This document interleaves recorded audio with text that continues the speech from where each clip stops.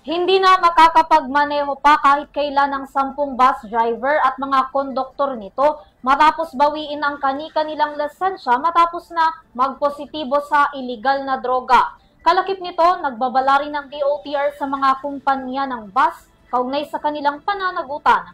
Narito ang report mula kay Criza Lopez. Biniwian ng Land Transportation Office o LTO ng lisensya ang 18 bus driver at konduktor matapos magpositibo sa drug testing. Ayon sa LTO, ang 18 driver at konduktor ay nagmula sa dalawang malaking bus company.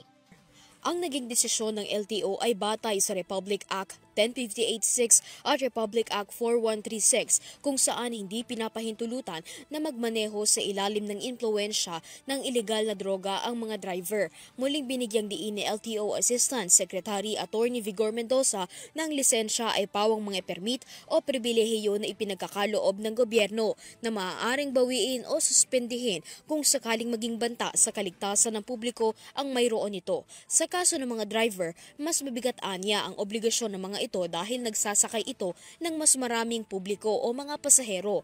Ayon kay Vigor, mula ang 10 driver at 6 na konduktor sa kumpanyang Victory Liner, habang ang 2 konduktor na binawian ng lisensya ay mula sa Solid North Transport Incorporated. Anya, bukod sa nawala ng lisensya ang 18 driver at konduktor, hindi na ito kailanman magkakaroon ng driver's license at conductor's license. Noong Holy Week lamang, umabot sa 78 driver ng bus ang natanggalan ng lisensya matapos lumabag sa batas, habang 1,100 ang pinadala ng show cause order.